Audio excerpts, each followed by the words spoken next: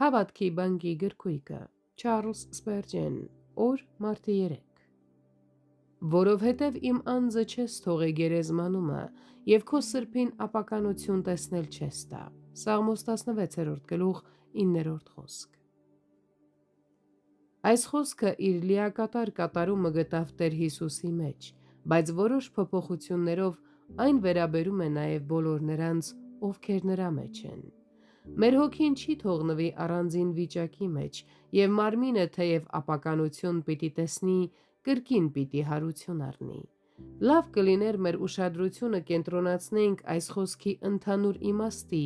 այլ ոչ թե կոնկրետ կիրառման վրա։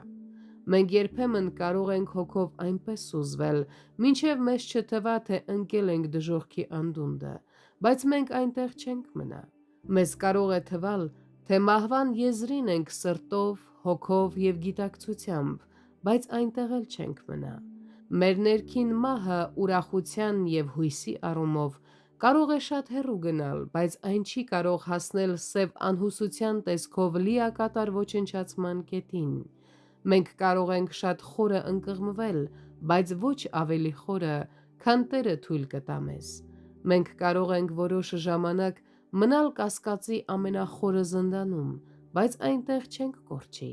Հույսի աստղը դեռ երկնքում է, նույնիսկ երբ գիշերը ամենամութն է։ Տերը չի մոռանա մեզ և չի մատնի թշնամու ձեռքը,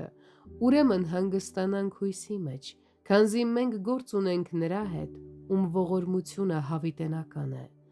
Անշուշտ, որ